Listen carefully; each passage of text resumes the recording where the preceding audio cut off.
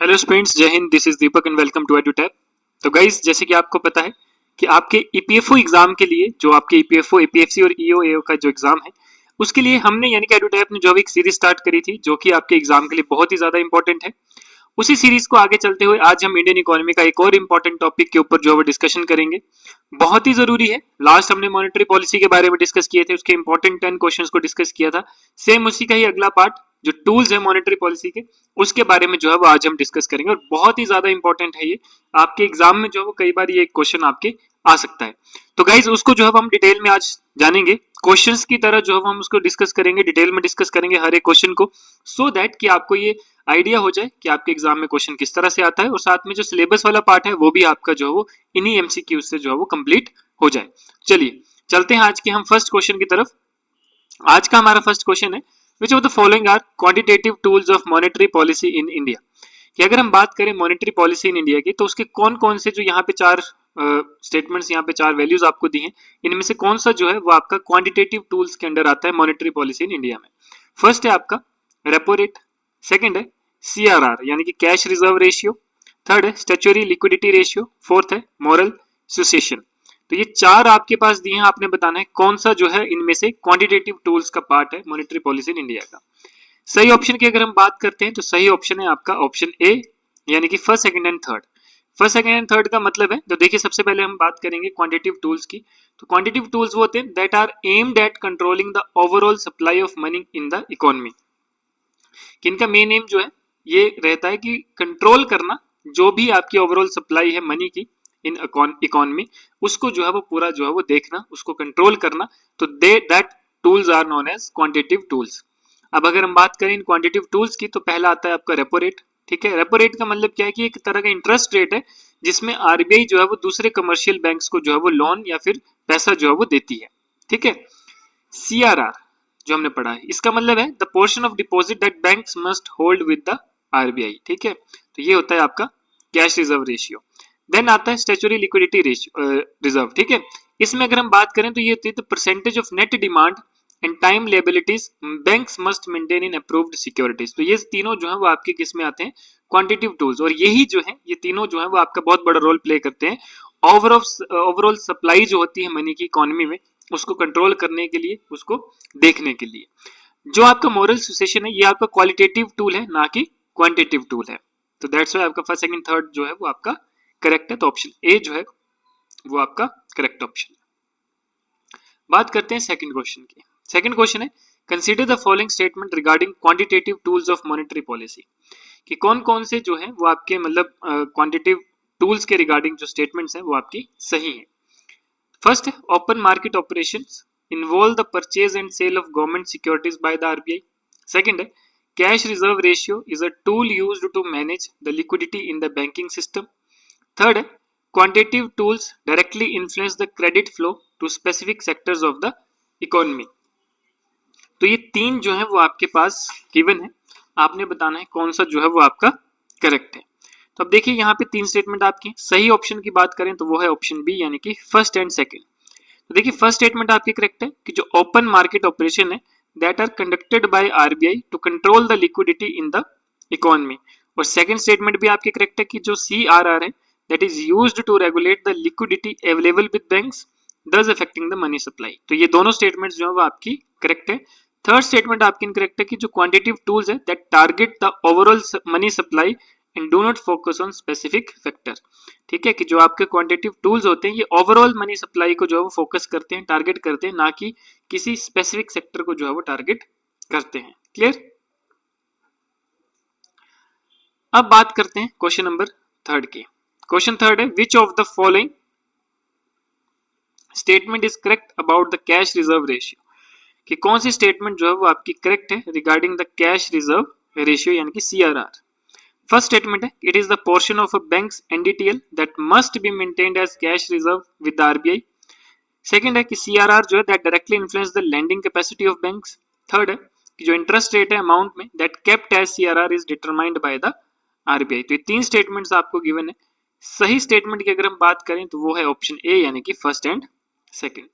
First statement बोलते हैं कि यह सीआरआर क्या है, एक परसेंटेज है एनडीटीएल जिसमें बैंक जो है वो आरबीआई के साथ कुछ मनी जो है वो होल्ड करके रखता है, कुछ शेयर जो है वो होल्ड करके रखता है। सेकंड स्टेटमेंट आपकी करेक्ट है कि जो हायर CRR होगा that reduces the liquidity available for banks to lend thereby influencing their lending capacity. तो ये जो है वो बैंक की लैंडिंग कैपेसिटी को भी जो है वो इन्फ्लुएंस करता है। थर्ड आपका इनकरेक्ट है क्योंकि जो बैंक्स है that do not earn any interest on the amount held as CRR with the RBI. ठीक है, कि जो आपका बैंक है वो कोई भी इंटरेस्ट जो है वो गेन नहीं करता है। ठीक है, जो भी पैसा जो है वो CRR में अमाउंट जो है वो उसमें रखा जाता है विद द आरबीआई, तो उसमें जो है वो बैंक कोई भी पैसा जो है वो इंटरेस्ट जो है वो गेन नहीं करता है। फोर्थ क्वेश्चन की बात करते हैं तो फोर्थ क्वेश्चन है ओपन मार्केट ऑपरेशंस जो है that are a significant quantitative tool of monetary policy which of the following is true about open market operation. अब बात करते हैं स्टेटमेंट्स की। तो फर्स्ट स्टेटमेंट है they are used to regulate liquidity in the banking system.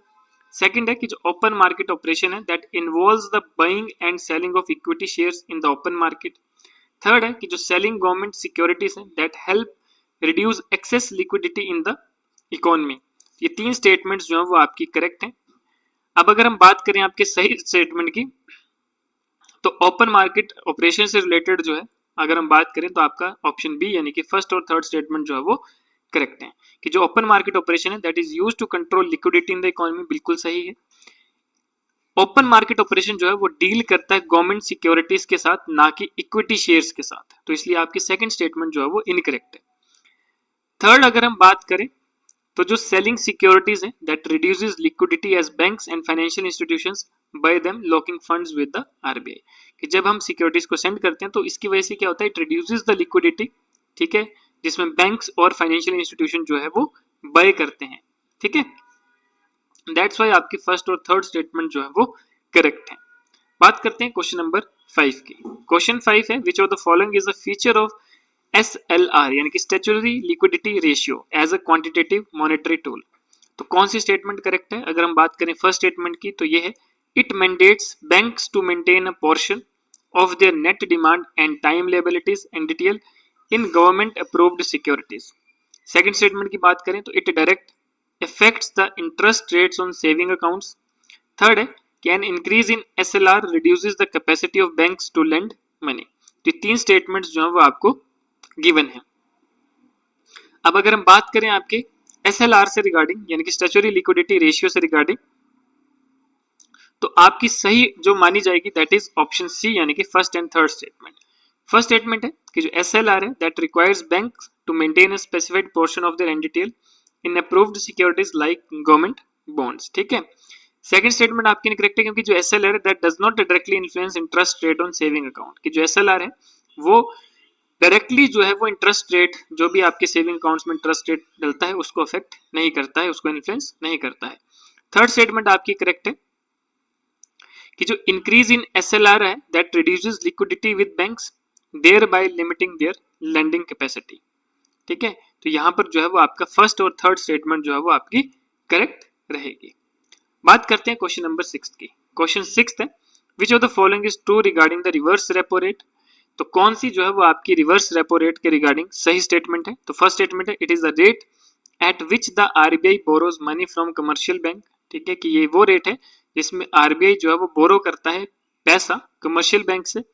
Second है can increase in the reverse repo rate encourages bank to lend more to the public. Third है it is a part of the RBI's quantitative tools for monetary policy. तो reverse repo rate की बात करें, repo rate आपको पता है repo rate जिसमें वो इंटरेस्ट रेट जिसमें आरबीआई जो वो कमर्शियल बैंक्स को पैसा जो है वो देता है। तो रिवर्स रेपो रेट के रिगार्डिंग आपने बताना है, तो सही स्टेटमेंट की बात करें तो वो है ऑप्शन बी यानी कि फर्स्ट एंड थर्ड स्टेटमेंट। तो फर्स्ट एंड थर्ड स्टेटमेंट जो है वो आपकी करेक्ट है। फर्स्ट स्टेटमेंट में जो रिवर्स रेपो रेट है ये वो रेट है at which RBI borrows fund from bank. ठीक है, that's why it is correct. Second statement आपकी इनकरेक्ट है क्योंकि जो increase in reverse repo rate है it encourages bank to park money with RBI rather than lending to the public. ठीक है, third statement आपकी करेक्ट है कि it is a part of RBI quantitative tool जो कि आपने ऑलरेडी पढ़ा है फॉर मैनेजिंग लिक्विडिटी। ठीक है, and also to control all the money supply in Indian economy. ठीक है, तो ये जो है वो आपका एक क्वांटिटेटिव टूल्स भी रहता है। डन, तो आपका फर्स्ट और थर्ड स्टेटमेंट जो है वो इसके रिगार्डिंग बिल्कुल करेक्ट है। बात करते हैं क्वेश्चन नंबर 7 की। क्वेश्चन 7 की बात करें तो identify the correct statement regarding the marginal standing facility. ठीक है, कि आपने बताना है कि कौन सी स्टेटमेंट जो है वो आपकी करेक्ट है regarding the marginal standing facility के। तो एमएसएफ जो वो एक क्वांटिटेटिव मॉनेटरी टूल है that introduced by the RBI. ठीक है, कि जो मार्जिनल स्टैंडिंग फैसिलिटी है ये एक आपका क्वांटिटेटिव टूल है जो कि आरबीआई ने इंट्रोड्यूस किया है। सेकंड स्टेटमेंट है कि it allows commercial banks to borrow overnight funds from the RBI by pledging securities. ये जो है वो कमर्शियल बैंक्स को अलाउ करता है टू बोरो ओवरनाइट फंड्स, कि आरबीआई से जो है वो फंड्स जो है वो बाय करें बाय प्लेजिंग सिक्योरिटीज। ठीक है, और थर्ड है the rate under MSF is lower than the repo rate, कि जो रेट है मार्जिनल स्टैंडिंग फैसिलिटी के under that is lower than the repo rate. तो तीन स्टेटमेंट आपको गिवन है। बात करें अगर हम सही स्टेटमेंट की, तो सही स्टेटमेंट है आपकी ऑप्शन ए यानी कि फर्स्ट एंड सेकंड, कि जो आपका एमएसएफ है ये क्वांटिटेटिव टूल है जो कि यूज किया जाता है to manage short term liquidity को। ठीक है, तो फर्स्ट स्टेटमेंट आपकी करेक्ट है। सेकंड स्टेटमेंट भी आपकी करेक्ट है कि जो एमएसएफ है that provides an overnight borrowing facility against approved securities. Third आपकी इनकरेक्ट है कि जो एमएसएफ है that rate is typically higher than the repo rate, किसका रेट जो रहता है वो हायर होता है repo rate to discourage excessive borrowing. ठीक है, ताकि जो बैंक्स हैं वो ज्यादा जो है वो बोरो ना कर पाए, दैट्स वाई जो रेपो रेट से जो है वो इसका जो रेट है दैट इज हायर। क्लियर। बात करते हैं क्वेश्चन नंबर 8 की।